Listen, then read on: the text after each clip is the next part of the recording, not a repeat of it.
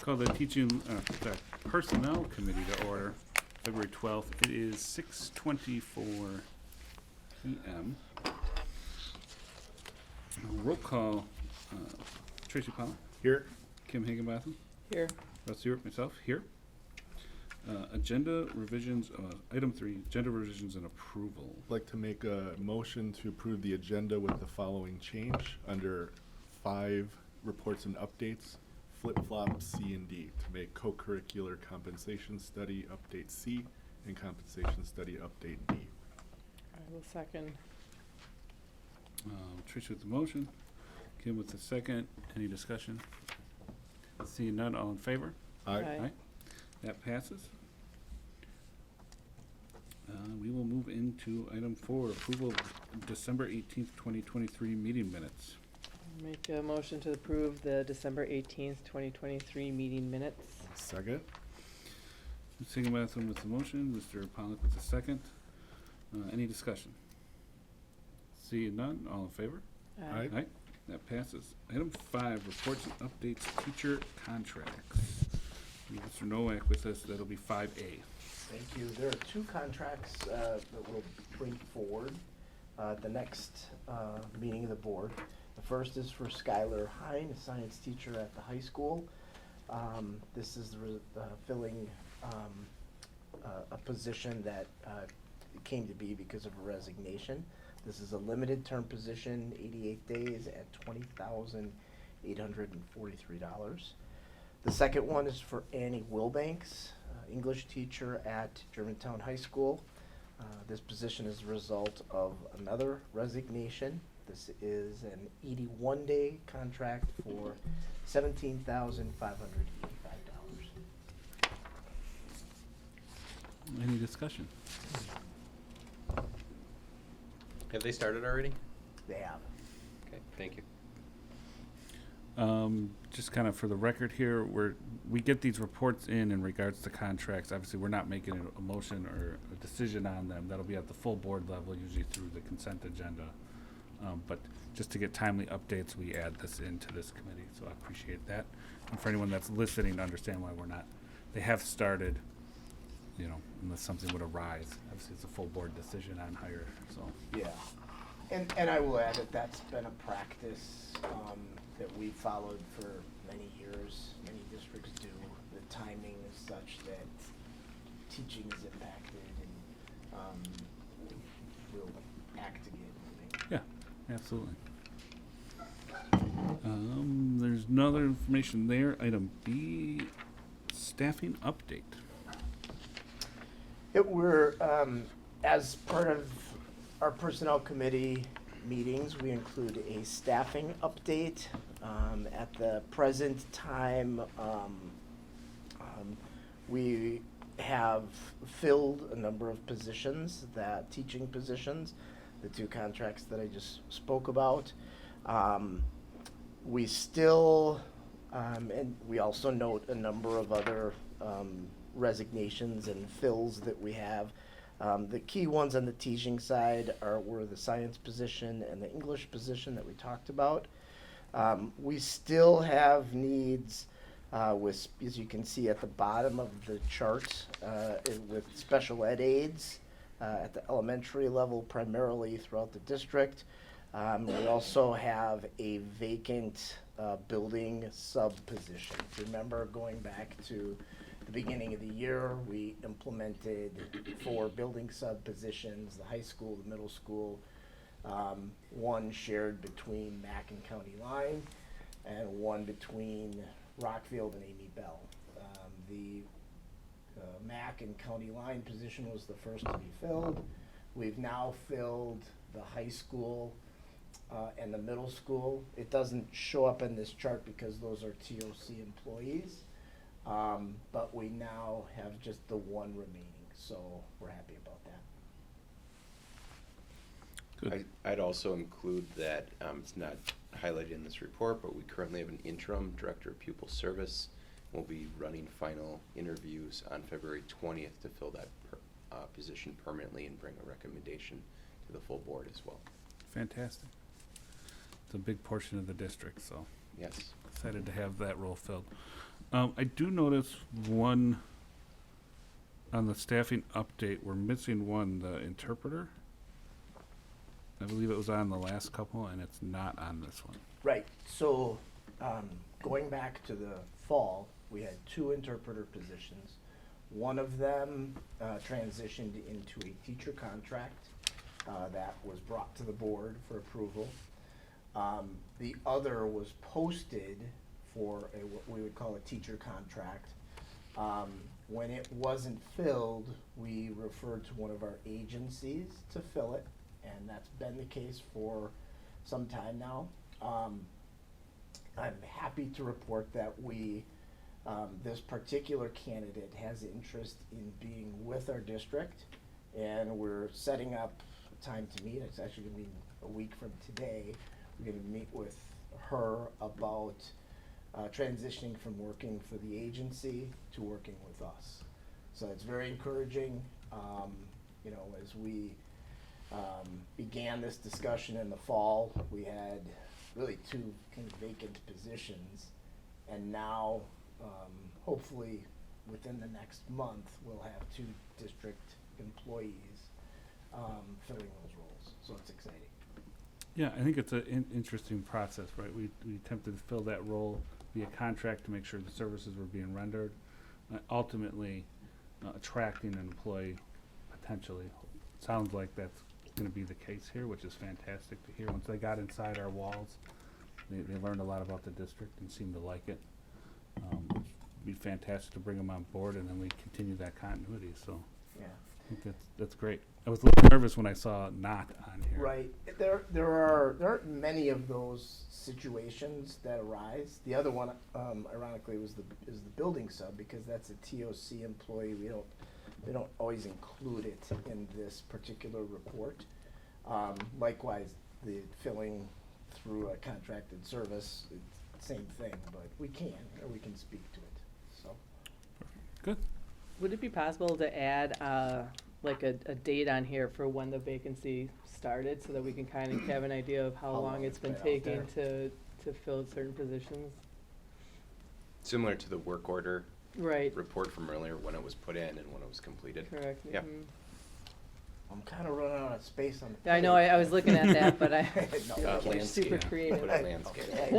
That's. The goal is to shrink it, Mike. so. Yeah, to piggyback on that though, I think I've had some questions from people when they see this staffing update and it says resignation. Not everyone has the opportunity or the time to dedicate, understanding that those resignations didn't just happen. They might have happened earlier and we're just filling them now. But I think some people in the community will see that and, oh, look, we have 1, 2, 3, 4, 6 more resignations this month. And that's not the case necessarily. Well, that's not the case. But, Yeah, and that speaks so maybe that That that speaks helps. a little bit to what Kim is bringing up. Yeah. At the same time, when they're teacher resignations, those are contracts. Those contracts come to you, come to the Yeah. board as part of the process. They have to. Yeah. But the aides and others, it's like hourly employees don't. Yeah, so- but I'm just, as we reference this monthly. Yeah. So I think sometimes people, oh, there's another 6 resignations this month. Then we see it again, and there's 5 more resignations. So actually, no, we actually filled one of those spots or 2 of those spots, and now we're down to 4. Those aren't 4 new resignations, but that doesn't necessarily, people are just indexing this Right. graph without the context of the conversation, they miss that. I think that'd be similar to the first position we talked about with the interpreter. Though we're contracting with an agency for an interpreter to provide services to our students that have that service in their IEPs, we still keep a posting out there in order to see if we can attract our own employee.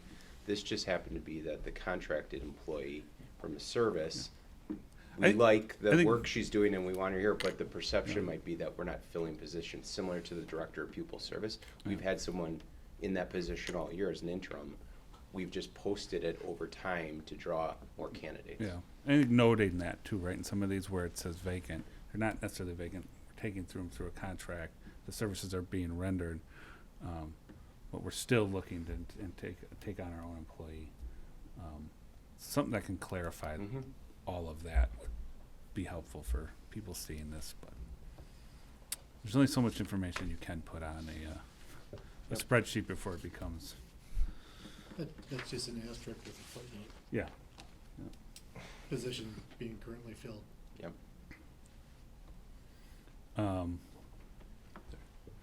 Anything else? No. Resignation, the resignation data, reason for leave. So I see one retirement, one beliefs, one working conditions, one workload expectations, and 2 career advancement. That information, where's that gained? Is that through exit interviews, or is that through? Primarily, it's been through Work- exit interviews because of the volume is not as great as, say, like summertime and things like that, or end of the school year. And in the case of these, we had some pretty deliberate exit interviews that occurred, especially with teacher situations. Sure. And I always encourage a deliberate exit interview when it's possible, or the outgoing staff members willing to participate. Just helps us understand situations better, right? Yep. So.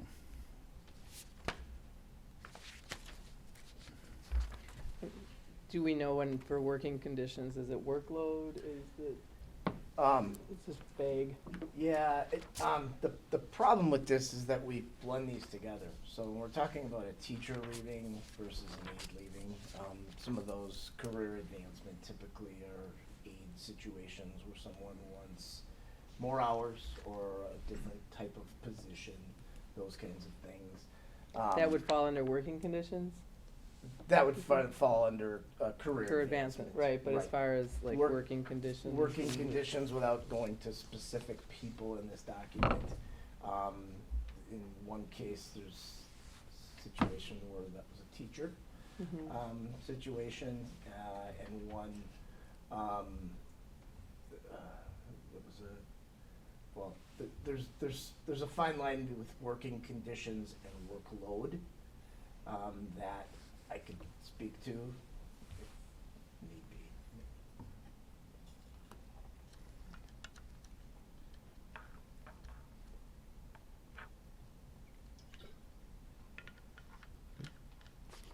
Well, it's just like, how do we make improvements or changes if we don't really know what the, Yeah, or if it's something that there's anything? I think for this document, it has, we want to document it so we can understand some reasoning here. The context usually has to be provided, sometimes not closed doors, Yeah. Mhm. for a lot of reasons. Right. Not that anything's being done behind closed doors, but to respect the former employees' privacy and rights. So yeah, I'm with you that sometimes this gets, working conditions and workload expectations could be a blended issue. I don't think it's working conditions like, Keyed in open door. yeah, chained to the desk. I don't know, like what, for This lack of a is- better explanation, This but practice is new for us. Yeah. And we've never been through sort of like a end of year type of summary experience with this. I think that might be a logical step in terms of where we go with this info. Because you're right, on a month-to-month basis, it's kind of like, well, what does this mean? I know the employees, we know, we have a lot of conversations with them, but when it comes time to pinpoint how we're gonna change, or what, how we're going to evolve relative to not having these kinds of things, what do we do? And I think the end of year time is a logical time to look at that. If it's, for example, workload conditions in terms of caseload, and I'm just making this up, what does that mean? Where are we relative to other districts in terms of caseload in a given department? Those kinds of things. I think the end of the year is important too, because we have to see a theme. In a Yeah. month-to-month snapshot, you see one outlier and we jump to that, Yeah. and that could be not even close to a theme. It could be, Yeah. but we need the totality of data to inform for the following year what may have to change in working conditions or lack of support or those type of things. yeah, and I'd see this as more of like with a quarterly dive, it's a continuous report, right? We asked for it, I asked for it specifically in regards to the above graphic and staffing update.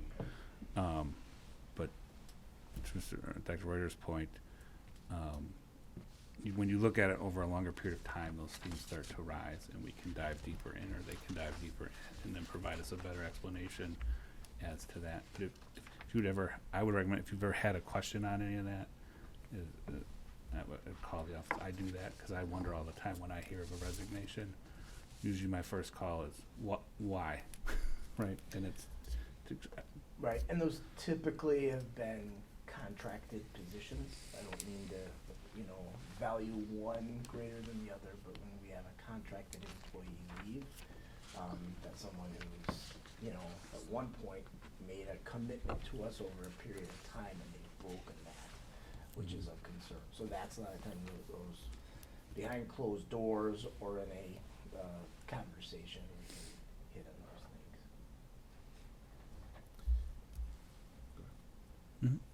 those things.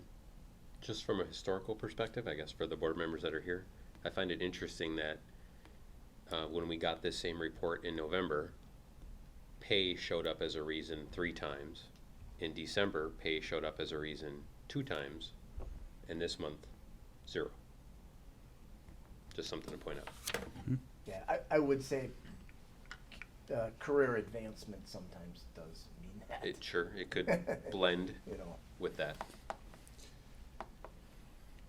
I think we're going to get into that topic in a little bit, probably in the new item D. But I have one thing. Yep.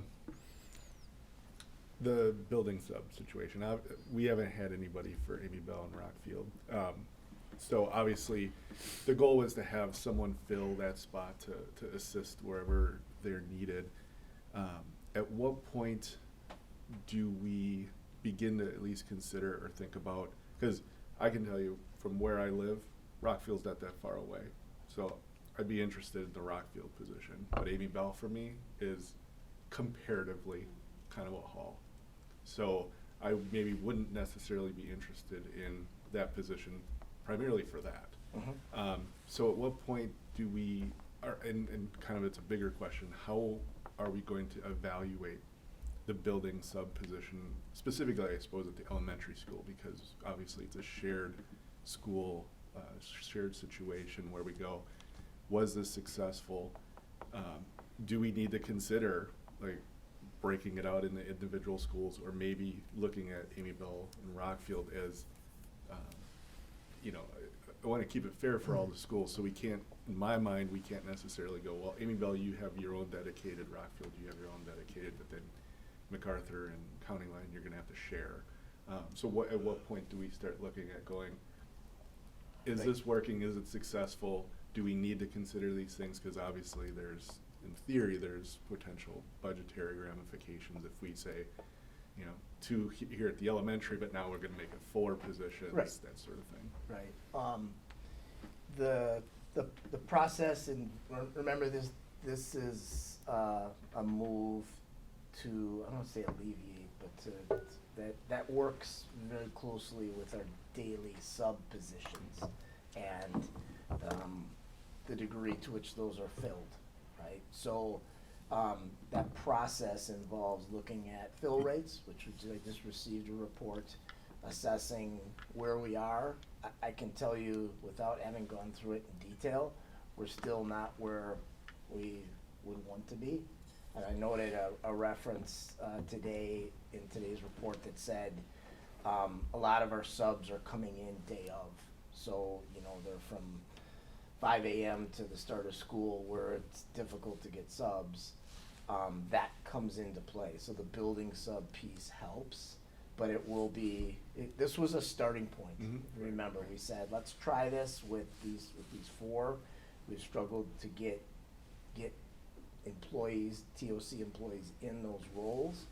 And that in and of itself is interesting to me. That used to be something that was a regular thing in schools, and now that's not the case. So on one hand, you look at the pay, the daily pay part of it. You also look at what people who substitute are looking for in that position. For many of them, it's the flexibility of not having to work every day and those kinds of things. So there will come a time, and the fact that we're not even filled, it's kind of premature to go, okay, let's modify it. But See, I disagree because of the fact that I think if, you think that I'm could be guessing hindering it? if we split those two schools out, I bet you we'd have interest. Then we'd have an inequality then Right. to our two biggest elementaries, because the way this was split was based on start time. Right. Oh, I know. Yeah. So if we were gonna do that, we would probably recommend that all four. And that's, But Yeah. that's my point. But I even don't- still, when you think about ratio of teachers, right, it's still, Amy Bell and Rockfield are significantly smaller than MacArthur and but- County Line, which would have a higher propensity for sub-fills. But my point is that I don't necessarily think it's too early because we haven't filled the positions and had a full year of reviewing this. My point is, we haven't gotten anybody in that, so why? And it could Yeah. be, you know, it could be pay, it could be flexibility, it could be any number of different things, but, I don't think it hurts to Yeah, I would- work with TOC and say, you know, if we did this, come up with 3 different scenarios. I think the work with TOC piece is probably, I could be wrong on this, but I think it's as much, based on what you're saying, it's as much about work with the schools. Because if, for example, Amy Bell has a sub that's there frequently, it's somebody that they know, they would have a conversation to say, would you want to do this? And I agree with you, there are people who like to sub at a particular site, so maybe that's what we get out of it. I know from talking with the principals, that school has someone that subs very Right. frequently, but does not want to work on Mondays and Fridays or have the flexibility of. Yeah, there's a lot that comes into play with it. I think for anyone that's watching, there's a little inside conversation going on here, and to kind of remind everybody, these positions are not district hires, right? They're not our They're employees. contracted. They're contracted employees through the agency, just as any sub would be, just dedicated to a building to build out. The thought process was to build out a little more continuity within each of those buildings. What I would say, Tracy, to your comments, and I would agree, is we've seen a year of this, and we're saying we're seeing that there isn't the propensity for somebody to want to take that position. So we have options, right? We could stop trying to do that and just use the normal stuff, or we could take another look at what changes we can make to the requirements of that position, going into more specifically the next school year. So we have time as that comes, but to just stand and say, we're not getting this for X reason. Okay, well, great. What are we going to do? Do we continue to pursue? Do we use it, expend our energy in pursuing that? Do we do we decide that it wasn't, you know, Yeah. the will to fill the position isn't there within the community or the district? I don't know. But I think we're talking right now about elementary, because we have somebody at the middle and at the high, so Yeah. we are sort of isolating this to be an elementary discussion. Yep. I mean, I'm not opposed to, in the next week, this week, looking at the financial piece of it and the ramifications, and if, But you know. to Tracy's point, it might not be a financial issue. It may be a location issue. It's a, And I understand what Dr. Reuter's saying. If we would go down that route, we will have a building say, oh, so Rockfield gets their own, or Amy Bell gets their own, but these two schools that are much larger have to share, or what? right. We're gonna have all of middle those. high, We're gonna have all of that anyways, but the answer is not do nothing. I think The we have to, financial before even talking about that, though, we Yeah. have to look at what are the fill rates at Amy Bell and Rockfield. Yeah, I don't know offhand, that's- is there a need for a building sub at At all? those. Because they already have a high fill And- rate, and so we exact- could just pull this off the table. Exactly, I mean, that's the. because if they- My question really is when are we gonna, this was, to be fair, this was let's try this and see what happens. Yeah. The natural follow-up to that is, okay, let's review what's happened, and do we need to adjust, or do we need to do something with this? That's my point. If we're gonna try something, I have no problem trying it, but it's also the follow-up then. Like, this position hasn't been filled, as far as I know, all year. Why? Like, why isn't it? And we obviously have a partner in TOC that may or may not be able to give us any insight, because I don't know what they may have done. You may not know if they reached out or tried to talk to people about this, or whatever, or that people have shared with them. I'd kind of be interested in this, but, and I'm just gonna say this as an example, but, I don't live that far away from Rockfield, or my kid goes to Rockfield. I would do this every single day at Rockfield. I don't wanna drive out to Amy Bell. Like, that could be one of those type of scenarios. Yeah. And that's. But what Dr. was saying is, the answer to that Mhm. person saying that may be, okay, but we don't have that great of a need at Right. Rockfield, so we need you to split the time, or we don't need Right. that. But that's data on their end, and I think probably for the next go around, we should have a little more conversation, or at least leading into the next school year. Maybe that's the answer is, let's formalize a little more targeted plan around it, other than we're not filling it. This is just a report as to where the situations are. I think those conversations are ongoing in the background. It's just staffing needs, right? They change year to year. The financial ramification part that I was talking about would be adding 2 more, so that you now have 4, every school covered. So Yeah. you don't have that piece of the Yeah. haves and the have-nots. And that's why I'm bringing it up in February instead of July. Yep. That's the other aspect of this. Yeah. Because obviously, we'll need to review just staff in general and making sure it was attendant, all of those type of things, but, this is just, it was just a question because I can ask it because it's on our materials. So, The subtopic, the staffing plan and agenda going into next year anyways, but to highlight, we do see it every month, and we've had this conversation multiple times about why are we not filling something we thought would be fillable, for good, and with good intentions to create the position, but we'll continue that conversation, and, Comment, please. yes? To a point that Director Pollock made, we brought this in, we're trying it. It'd be nice to have a report on the existing building subs that we have, and is it meeting our expectations? Going into next year, how well did it work out? And, do you plan on continuing that in the future? I think that comes via the staffing plan, and but highlighting, we'd like to see something, it's never a bad idea, so. Yeah. Yeah. Anything else on that? Seeing none, I'll move on to 5, the new C co-curricular compensation study update. Mr. Nolan? What? Yeah. So, Sarah Nerdle is with us. Sarah has begun some work, the work of looking at coaching compensation and advisor compensation in our district and in some surrounding districts. I'm gonna let her speak to what she's found and sort of a state of where we are right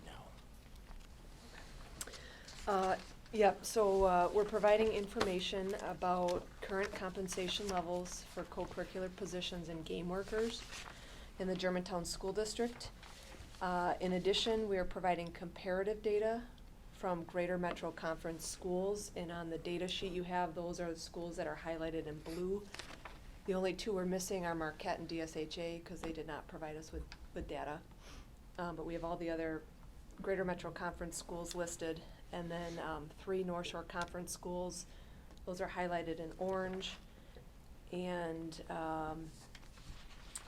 we shared an example here of a head coach's salary looking back to 2008.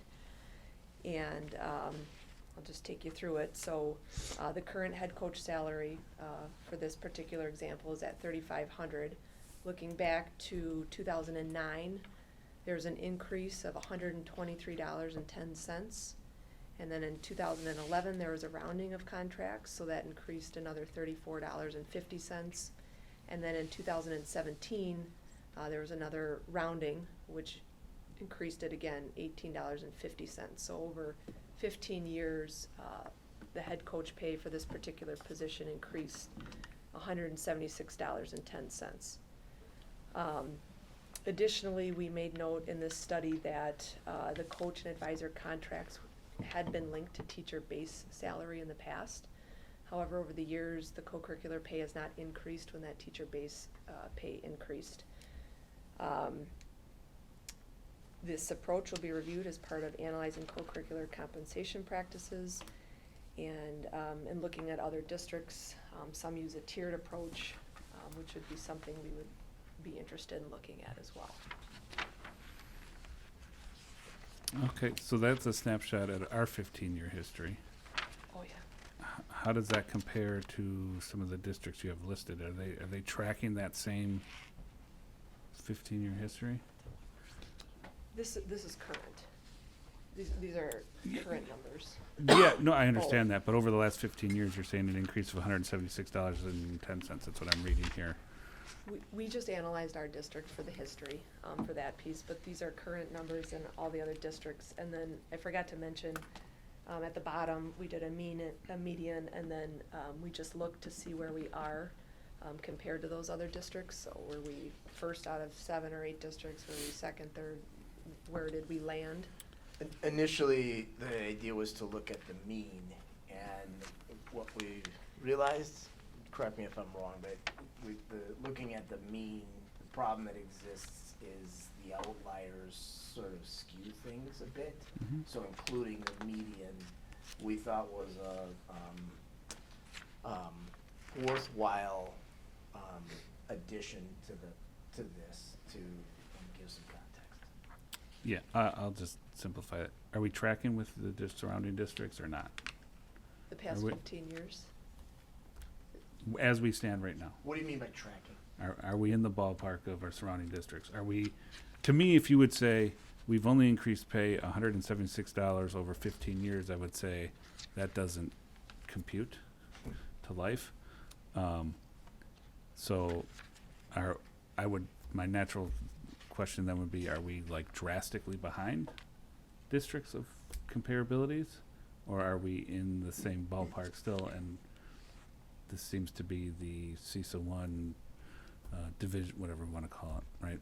Greater Metro. Greater Metro, if we're still For in the that, time being. which is a whole nother That's why there's a couple conversation. North Shore sprinkled in here.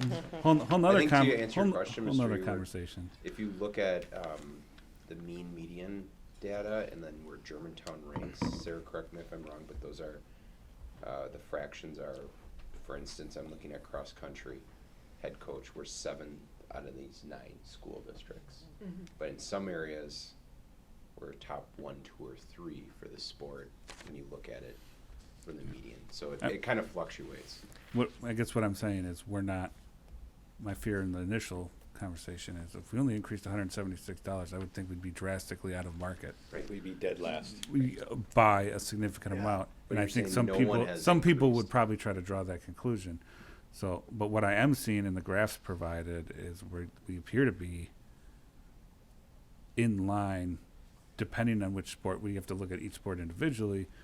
But I don't see us number 1, and I don't see us dead last in any of these, and it seems comparable in totality, right, to surrounding districts.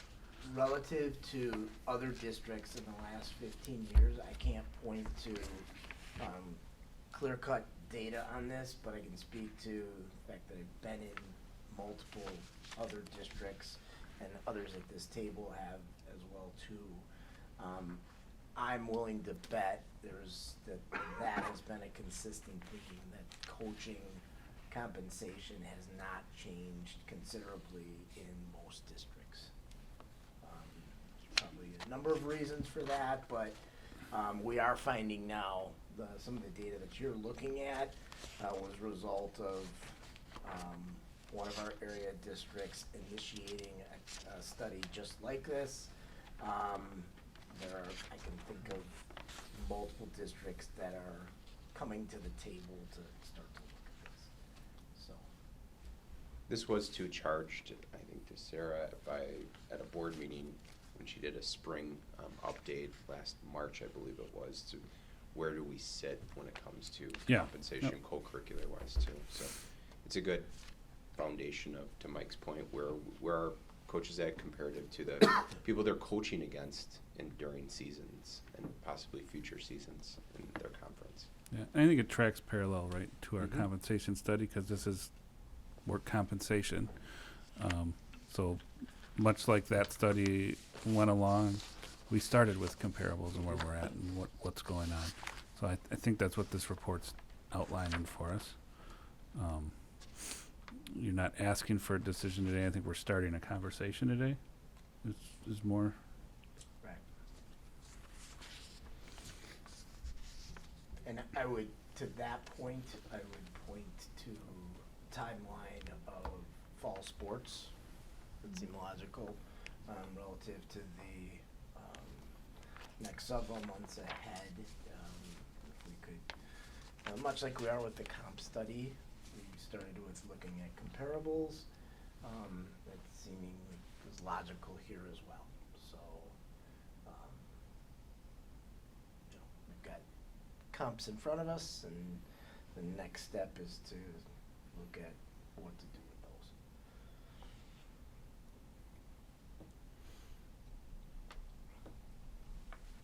And what we can afford to do as well.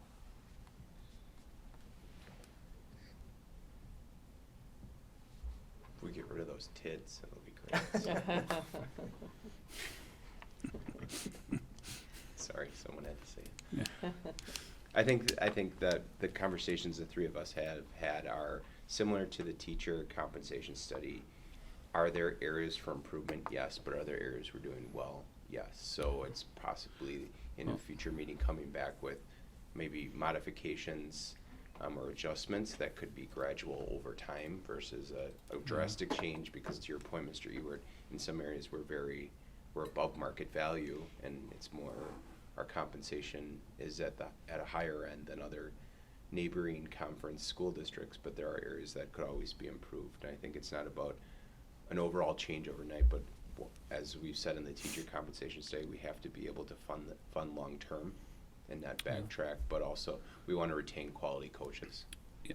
Yes, correct. All of that. I think it also shows the district's initiative to be ahead of this, not 5 years from now go where we have fallen off. Right. And that goes into the budgeting process as well for the future of the district, because we're going to have some. Oh, I thought he had his hand up. So yeah, I think it just tracks that we're ahead of the game on this. I thought he put his hand up. It's and good had his comment. practice to review these, even if changes don't come forward, but to Yeah. review, just like our fee schedule, all of those type of things. Correct. Which, by the way, fantastic. Appreciated the fee schedule. That'll make my next Parks and Recs meeting much smoother. So I appreciate your recommendation from that committee. Yeah, exactly that. Right, we're engaging in this. It sounds like a district is taking a compensation study to their coaching staffs and their sports, much as we are doing with our entire staff. So it's good to be on the ball with it. We'll start the conversation and see where it takes us from there. I guess it's going to fold in line with that compensation study at some point, would be my guess.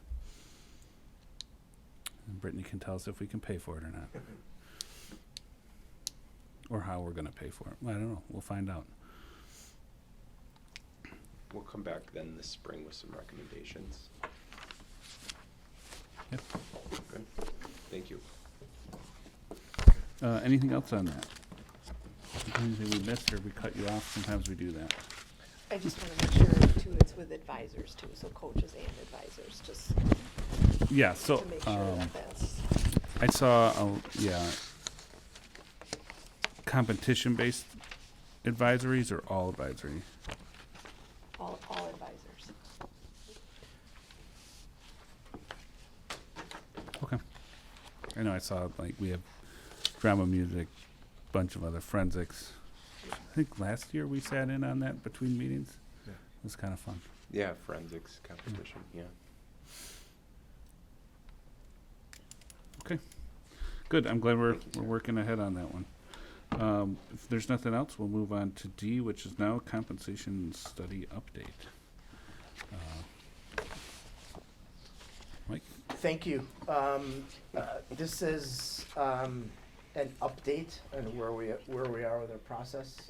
Is general review, and then we're back to I don't know what that was. October, November. We shared comparable data relative to surrounding districts in terms of where we were in a number of different areas. Things like starting pay, the types of things that were recognized in comp models in the area, things like longevity, recognizing masters, those kinds of things, professional development, all of those. Our next step was to engage staff, and what was it, during the month of, was it January, we brought in 4 different groups. They're outlined here. They represented different varying years of experience. We listed them for you. The first group was 1 to 6 years in the district, 7 to 12 years, 13 to 20 years, and then 21 and beyond. As you can see, each of the groups had, there was a cross-section of positions, from classroom teachers at every level to people in elective areas to people in pupil services. We felt it was very important that we had that kind of span in both directions, seeing different years of experience and different types of jobs that people do on a day-to-day basis. From it, we asked the same questions to each group. Those questions are listed for you. They're the focus group questions. We, feverishly recorded the comments and ultimately assessed the themes. So you see noted the people that were involved. I can say the process was healthy. The feedback was clear. In some cases we had to ask follow-up questions, but everyone really contributed. And I think of all the groups, we didn't have to pry from different people. People were happy to be involved. We received feedback on a number of occasions after the meetings, where people thanked us for the participation. After we went through all of that, Dr. Reuter and I sat down together and tried to make sense of the themes. And what we noticed was that there was significant consistency that emerged, both, as we looked at a particular question 1, between the different groups, there was some pretty clear themes. In some cases, one group kind of made reference to, say, experience levels of other groups outside of them, and sometimes those same other groups did the same thing back, which told us that they were invested in the process, they were thinking of the whole, which is really important. So the people are noted, and they all, Dr. Reuter sent something out the other day thanking them for their involvement. The next page notes the themes that emerged, and I'm assuming that will take up a part of this conversation in terms of what do these things mean and what do they mean for our next steps in terms of modifying our model. So, Dr. Reuter, I don't know if there's anything you want to... I would just thank all the teachers that signed up. We weren't able to have every teacher available or participate because we wanted to keep our variables tight based on how they're outlined here. And anyone that did sign up and had something pop up that evening, I was able to, if it worked on their schedule, meet with them individually and walk through the protocols and gather their information. I think to Mr. Nowak's point, that every group was very forthright, sharing their perspectives and ideas that really helped us. As you can see, we included every group's transcript. So literally Mike and I were in Google Docs typing bulleted points of what was being said that derived this thematic assessment. And then our next steps, based on feedback from you tonight, but Mike, Brittany, Jake, and I will be meeting within the next 2 weeks to start to look at these themes from each of our vantage points, and then what could be recommendations we could bring to this committee and then the full board for developing. As we said to every group on the front end, we want to create something that the board will approve that is very simple and understandable, so it's not a 50-page document, but something that any new employee or veteran employee can pick up as a teacher, read it, understand the modes of compensation in the school district.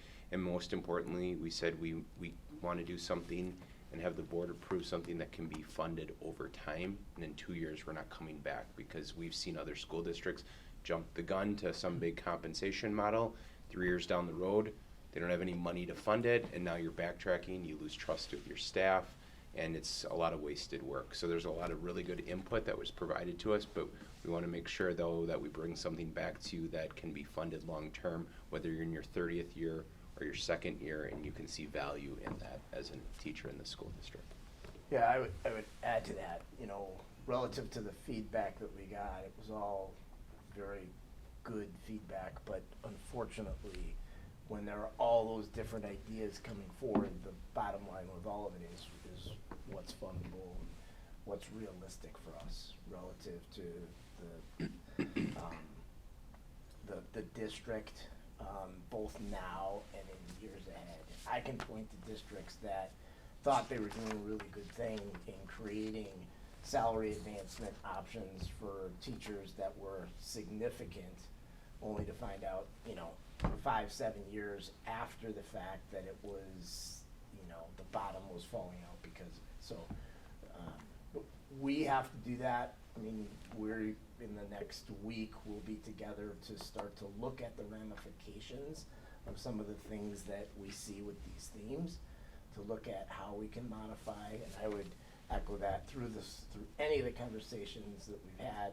We're very interested in creating a model that's easy to understand, that's, I say simplistic, but simplistic in that you can look at it and kind of know where you're at, and is understandable. I have a lot on this, but if anybody has, Go ahead. Get the ball rolling. yeah. But I would echo Dr. Reuter's statements. I appreciate all the staff that was willing to jump in and participate in this. I thank both of you for providing an environment that allows them to provide that direct feedback. I don't think that's necessarily happens everywhere, and sometimes those conversations can get tough, but if we allow it to happen, then we hear true answers. And to your point, some of it's doable, some of it's not doable, and some of it's some form of compromise in there. These weren't negotiation sessions by any means, but with the intent of let's pull some levers or many levers in the right amount to get this into a fundable spot where we're not backtracking and losing faith in our employees, because that would be twice as detrimental as doing nothing, I would think, in some ways or many ways. I looked at a lot, and I appreciate you supplying the kind of the assessments and or your dictation of the meetings, because it helps give a glimpse of what the conversations were. It probably opens up a lot of questions for us, but that's a good thing. Some of the stuff that I saw as I was reviewing it is there's a lot of common ground here between the district and the board and the staff. There's a lot of areas where none of us disagree on actions that may or may not need to be taken. to the extent of what those can be, we'll find out, but, I was excited to see that. When I look at this, I don't see two groups at different ends of the table running in opposite directions. There's a lot here that's gonna make this a strong district. So I'm excited for that. We get to find out how to pay for some of it, but, that was interesting. The other thing I saw in here, and I appreciate that the groups were broken down the way they were, as far as, years of experience within the district or years of experience in education. I see, and this might be a kind of a greater thought, but we're tasked with managing two generations of employee with two differing needs. We have an aging population of employee that has planned an entire career around what the end looks like, and they're there, and they've made those plans, so how do we accommodate that? And we have a new generation of employee coming in, that we need to give them the tools to potentially plan a different style outcome that allows this district to operate financially successfully for the district and them as well. So, that's a great task to take on, but I think this is a big part of it, having this conversation, so I appreciate that, and I'll leave it there.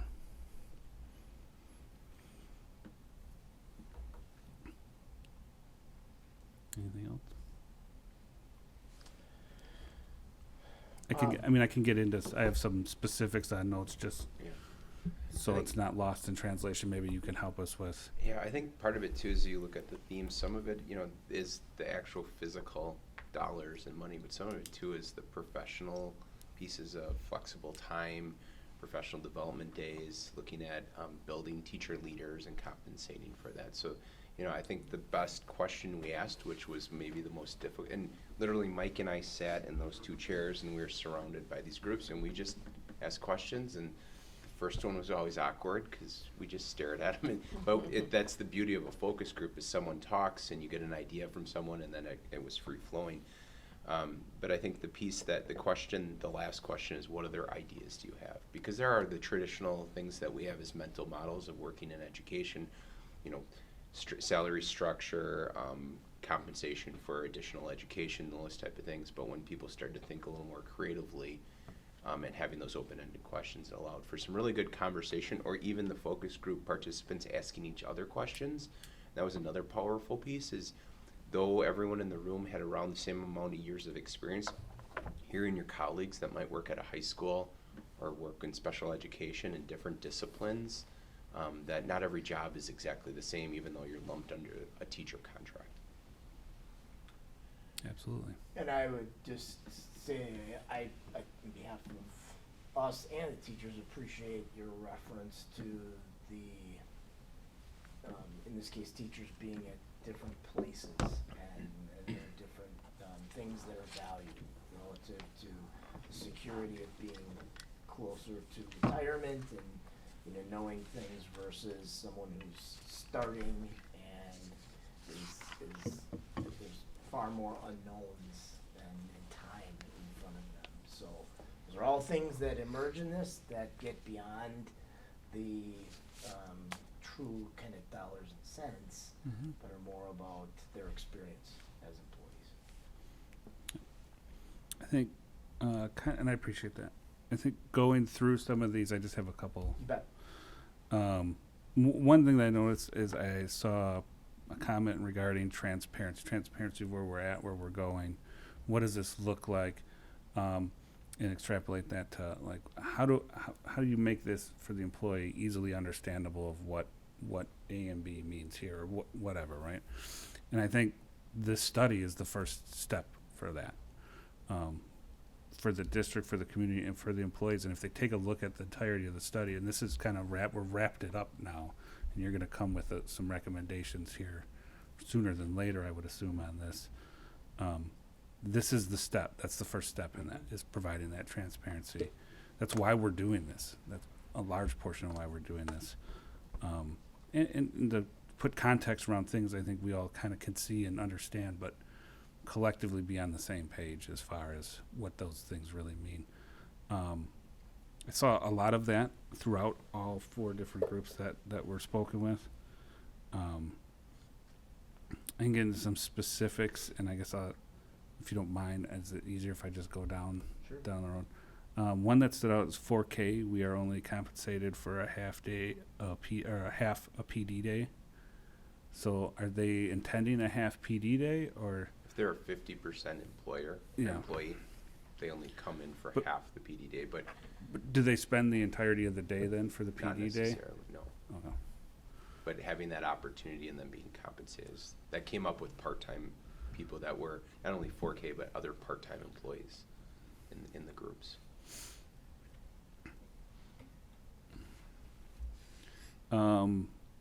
Here's a cost of living inflation. I think I saw another one in here along those lines. If we can't keep up, we would echo that. Yeah. As a Right. we are all in that boat together, right? Yep. Our We all feel that. district revenue doesn't increase based off of cost of living. That's a greater picture, and I think there's people that are willing to do that work outward towards the state too, but that's a problem for everybody. Yeah. And that's one of those things too, where other factors emerge or are part of the equation, that being things like insurance. Yeah, and just for the context, this was about annual compensation only. So we on the front end communicated that there wouldn't be discussion related to any other benefits, insurance, OPEB, anything like that. This is annual compensation because those pieces are taken care of through other venues. This is Mm-hmm. beyond the negotiated wage. What does annual compensation mean? Yeah, absolutely. Not that things didn't trickle in, but we tried to stay tight and we'd redirect to the questions. Well, there's cause and effect to all Yeah, that. for right? sure. Just like we have the different ends of the spectrum of our employees, Mhm. decisions on some of those things that will be forthcoming are going to play into that, Mhm. and probably will play into what this looks like, Right. depending on where you're at in your employment status. When I see things like workday flexibility, can you provide context to that type of a comment? For example, let's say we have a professional development day, there's heavy training in the morning from 8 to noon. Then the afternoon might be, utilize that time as you see fit, and it might not have to be in your physical building. Or when we have a teacher work day, can I do my stuff from home and get my work done as long as I meet the objectives and criteria that need to happen versus coming in and sitting in my classroom? Another place that we might see this is at the beginning of a year, or even in some cases in summer. We gotta be careful about our start date of contracts, but sometimes in those pre-service days, having flexibility around when you're in the building is something that we can look at. Other districts have too. I just want to say, like, there's a lot of information here, and there's a lot of ideas, and so, like, as far as going through them, what I'm looking forward to is you guys coming back and saying what is, like, something that we can Yep. do, because us looking at all of these and trying to go through them one by one, when there's so many we really can't impact.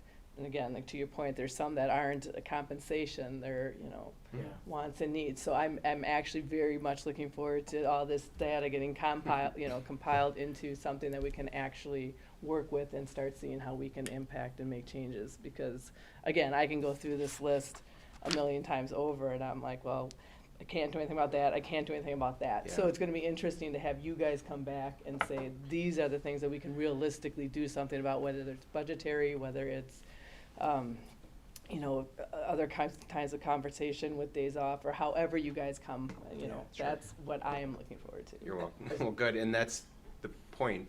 I think Mr. Ewert was saying this is part of the process to show, Mhm. here's everything that was gathered. Now, how do we funnel that into something manageable, Right, successful, and long-term budgetary smart? right. As Dr. Reuter said, and I think we both said it independent of each other, the goal is that this be clear, concise, if it's on a 2-pager, that they can understand it.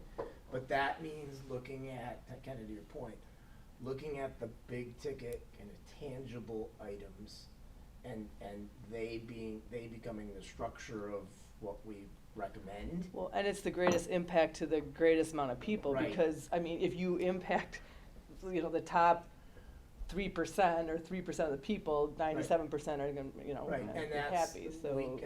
we can address it, but addressing like PD for a small group of teachers, that's a periphery kind of thing, that if it's an issue, it's an issue, we need to, but the recommendation for the model will be built on kind of the bigger. And the value add to this approach is there are things we learned in here that might not even tie into compensation, but they tie into culture.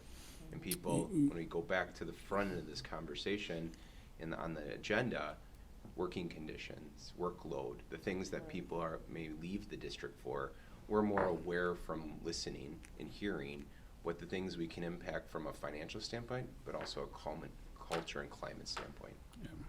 I think I'm gonna get into some of that here pretty quick. So, But. I have a relatively simple question, Mhm. I think, because when I read through this, probably similar to you, I have probably a million questions going through my head, but I purposely tried to constrain myself when it comes to that, because it's a laundry list of things right now. When I read through everything, I pretty much understood or could safely assume I knew what they were talking about, except for one thing that I could not get past my brain. What does set hours for traveling teachers mean? I have an idea of what it might be, but I don't. So we have some employees that go between multiple schools. What Oh. is my start time and end time? Because not every school is on the exact same.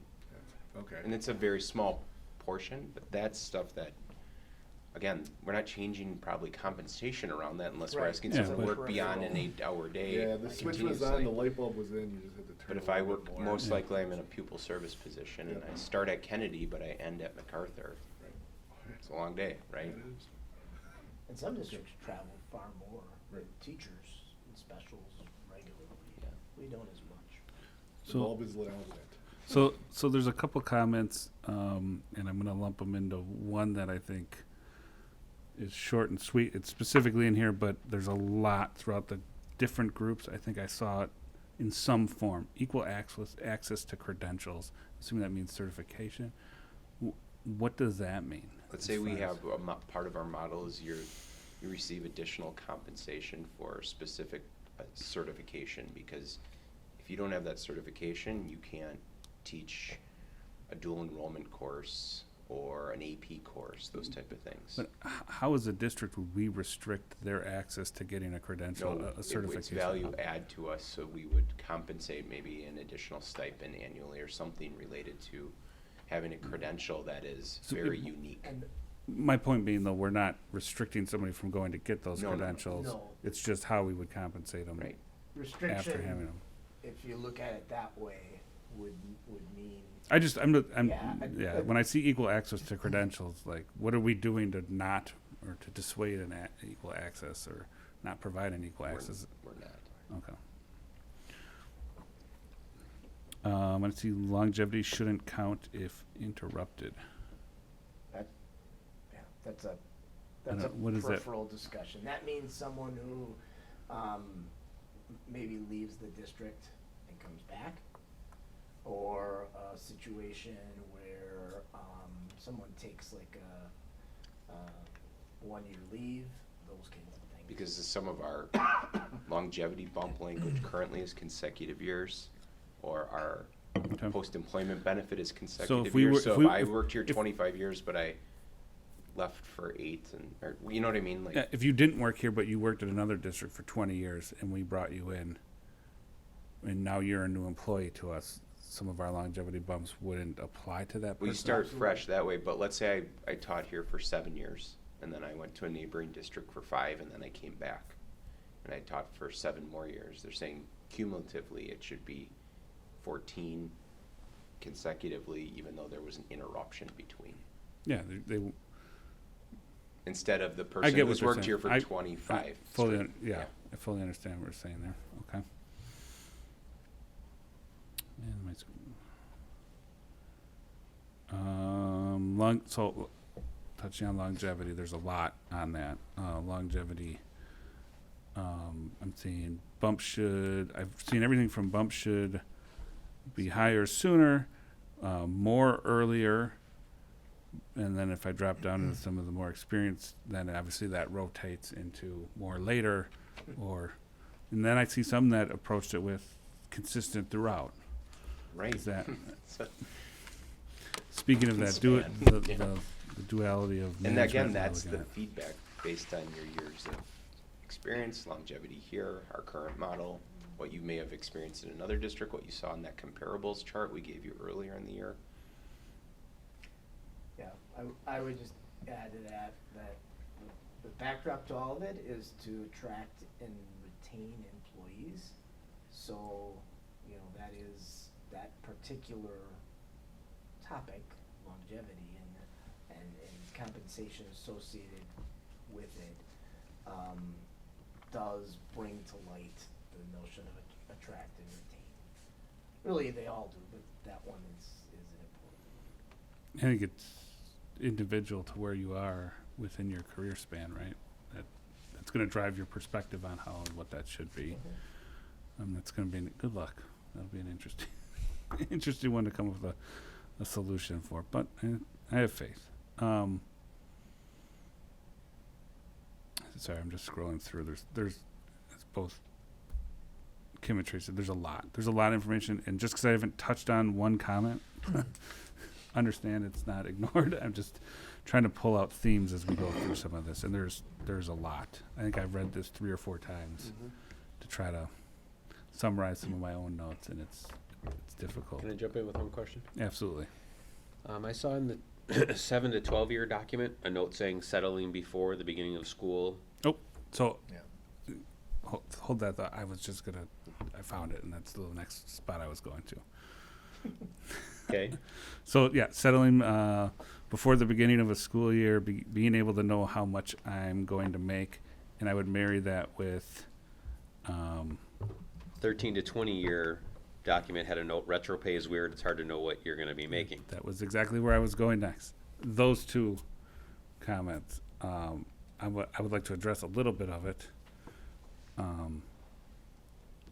I agree, right? That is a fully understandable thought and feeling. I think it was noted this last negotiation that those attempts were made within the district, and I can say I've been informed that we've already reached out to start negotiations, and we'll continue to do so until we receive a response. There's some things in here that would probably be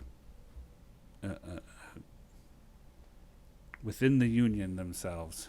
They're going to have to provide pressures upwards to their own leadership to accomplish some of this. We're at the table. We've already sent the invite for this next round, and I think in Brittany's chair, she would love to know the answers to that too before the school year started. We all would, right? So I think some of these things are already taking place, and some of them we don't necessarily have control as this side of the table when it comes to some of the specific negotiations. But both of those comments absolutely stood out to me. Yeah, those 2 jumped out at me because this board has been criticized recently in public meetings for not settling before the school year starts, or being several months into the school year and having not settled yet. Well, let the record show we've already made contact to try to start bargaining for next year, and we've got no response yet. Well, I would correct that. Mr. Nowak did receive response Friday, Thursday. So we are way ahead of the schedule than last year Yeah. with both Nope, sides. I would say Good. last year Contact. that's exactly what occurred. It sounds like we're I- ahead. I- But we reached out last month, if I'm correct on the date. Starting February 1st. So it's good to hear, by the Yeah, way, that yep. they've And I think that's just better education for all teachers to understand that Yeah. it's 2 sides for that process. Yeah, there's some of these things that are in here can definitely be worked on from both sides of that table. I think a key, and to Dr. Royer's point earlier, is they found these groups were in here, and all of a sudden, some shared perspectives were going on within the staff that were at the table, which is really good, right? That's necessarily what we set out to accomplish, but there's benefits to that happening, right? Yeah, those two definitely stood out to me because, once again, and I think I said it then, I pushed our president to allow me to be on that negotiation team because I wanted to push it to get things moving sooner from our end. And I'm glad that this year it already seems like we're on a better footing.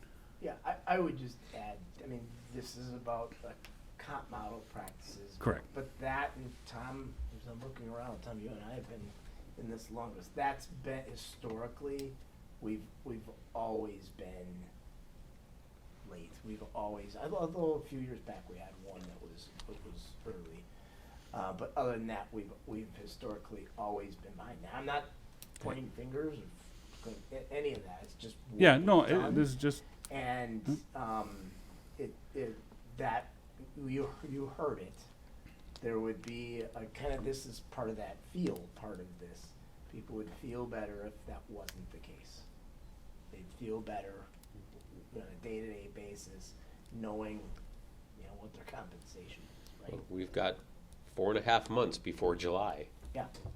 to maybe try to make some progress and maybe get something done. Even sooner. I mean, we issue contracts in May, Mhm. right? It would be great if every employee that's contractual, got their contract with the dollar amount that's Right. accurate for the next Next year. 191 days. Right. It would go a long, long way relative to retaining people feeling good about where they're at and wanting to be here. before the free agency period starts. Yeah, absolutely.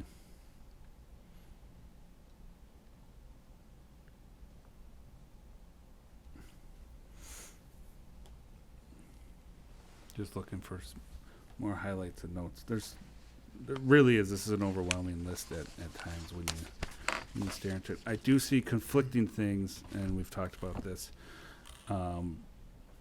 Compensation for certifications, masters, overload pay. There's more. There's a plethora that goes onto that list. But then I see comments of pay and that. I want to get this one right because kind of locked my brain up for a minute. Access to advanced pay levels for all, no merit pay. But then I see a lot of things in here I would consider in reference to merit. Advanced certification, advanced education, continuing education, other duties and responsibilities, mentorship, pilot programs. We can go down. To me, that all feeds into merit. So I see one comment here saying, I'm taking it as, maybe I'm reading it wrong, but to me I'm taking it as not based on merit. But then pretty much every other part of this list is asking for consideration based on merit. Sure. I think performance is part of that. Yeah, part of Yeah. that. I think one of the mental models in education is merit means performance, like student outcomes is merit for more pay. But again, that's why we do a focus group, because there's not, again, even though everyone falls under the same umbrella, you had different perspectives, different workflows throughout the day, those type of things. So that's what we have to take into consideration, that I think to Ms. Higginbotham's point, we're not gonna, every single comment isn't gonna be put into a Yeah. model. Yeah. It's Right. what are the big hitters that impact the most. And I think even listening to the conversation, because maybe that merit pay, obviously you can see Mhm. what my brain jumps to Right. in a logical thought. It wasn't necessarily merit based on what student outcomes were. Obviously that effectiveness plays into, Sure. employability Yeah. in some way, right? I think part of the important follow-up to some of this too, though, is because obviously when you get a focus group, everybody's opinion is, these are here because it's important and we want to hear them. The problem with that is there's a lot of things that are not going to be able to be addressed. So I think the important thing is coming back and saying, these are the things we can do, these are the things we can't, and for why, whether it's budgetary or, not feasible. Maybe we can, this is something we can look at this year, and then, you know, in Yeah. future, we can look at these other things, so that it just, people aren't feeling like, well, I'm glad I gave my opinion and, you know, it wasn't, you know, looked at all. So I Yeah. think that's an important part of when you start getting these focus groups and gathering information, that you at least let I think them it- know it- that they've been heard.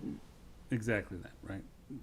Regardless of everything in here is addressed or not, in some way, and having the focus group in its first place is the step towards making sure they understand they're being heard. Having the discussion we're having right now we didn't have to be provided these notes. You could have pulled the themes out and guided the conversation, but you wanted us to have the information firsthand. Obviously, it leads to a lengthy conversation. We can go all different ways with it. But part of that is making sure we're reading the material, we're digesting the information. These two that are sitting in front of us, it's ultimately, they're gonna come to us with a formalized plan around what this means and how this works in a district, and help guide that decision-making process, so.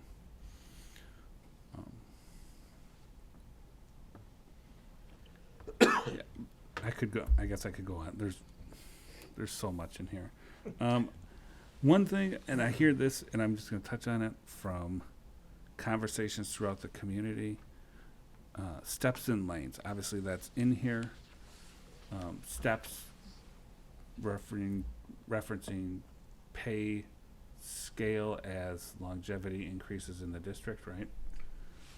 Steps meaning longevity. Yep. Lanes historically meaning level of education. Yeah. That's. So if you look at it as a graph, Right. Right. I think there's a misunderstanding or disconnect of what steps and lanes is, and it's almost gets thrown out there as a kind of an ambiguous term. Steps and lanes. What does that mean? What does it look like? And really, realistically, there are still steps and lanes. It's just not as formal in the current world that we're living in. When people, my take, Dr. Reuter, please chime in. When people talk about wanting steps and lanes, the teachers, this is, enjoy or appreciate the certainty of what they see. The idea that I can look at this and see my career on a single page, and that it provides that sense of structure. That is, you know, going back, 15 years in education in the state, how most districts operated. They were part of collective bargaining relative to exactly how those models were arrived at on a year-to-year basis. We do still recognize longevity. In our district, we still do recognize, education and credit attainment relative to master's degrees and things like that. So, to your point, we still have that, but we don't have it in a step and lane format. While that provides predictability and structure for teachers to see, it also is somewhat confining relative to the kinds of things, a lot of the things that you see here that maybe we can't incorporate into a model. So while I understand that, I also understand the value of a lot of these things, and wouldn't it be nice that we can incorporate them as well? Yeah, I think to me it always appeared as if it was a framework, right? And probably a little more rigid, but in government employee, I've experienced similar, different, because our training didn't count towards pay. It was legitimately just years of service, so it was more just step and no lane. I think that's part of this, is to provide that, whether it's step and lanes or whatever this is gonna look like, is that and we see it in here. I'm looking at another one I didn't even highlight. Transparency of the current or future, right? So, well, that's a nice graph to look at, so to speak. It's not really a graph, but we can still provide and illuminate that transparency around what this is gonna look like without it being as rigid as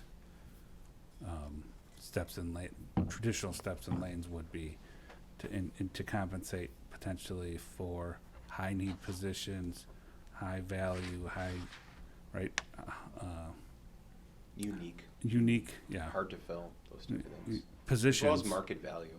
I think that gets lost often. Correct. That came up with a few things with, we look at the staffing update, and market value for certain positions is much higher than it is for other positions, but again, all falling under a teacher contract. We see that just with applicants for classroom positions, depending upon the credentials that need to be held for those positions.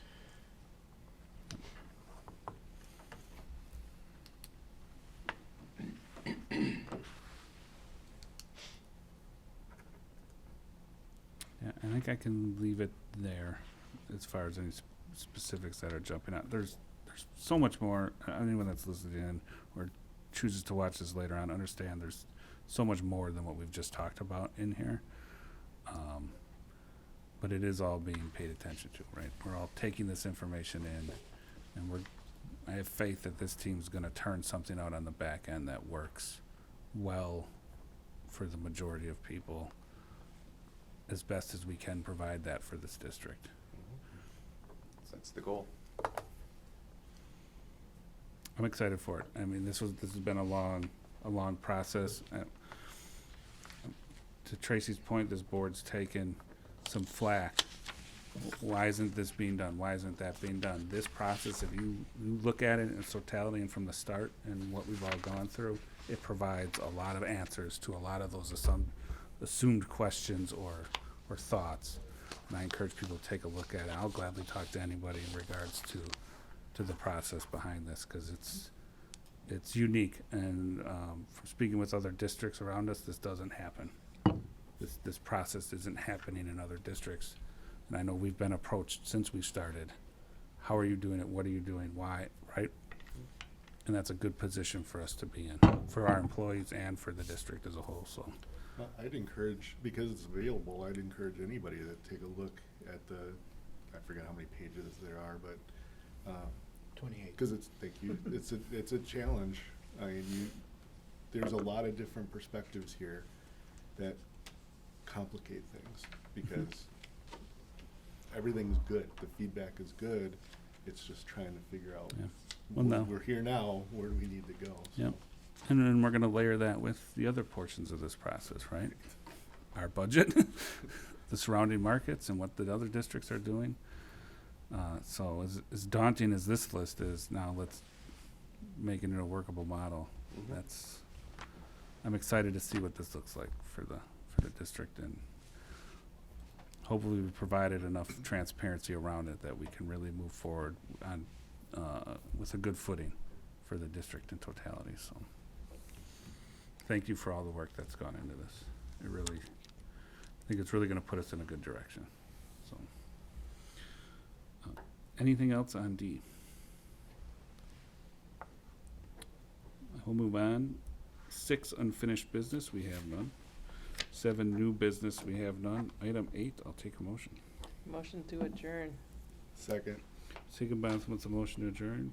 Mr. Pollock with a second. Any discussion? Seeing none, we've had a whole bunch. As usual, all in favor? Aye. We adjourned at 7:47 PM. Thank you.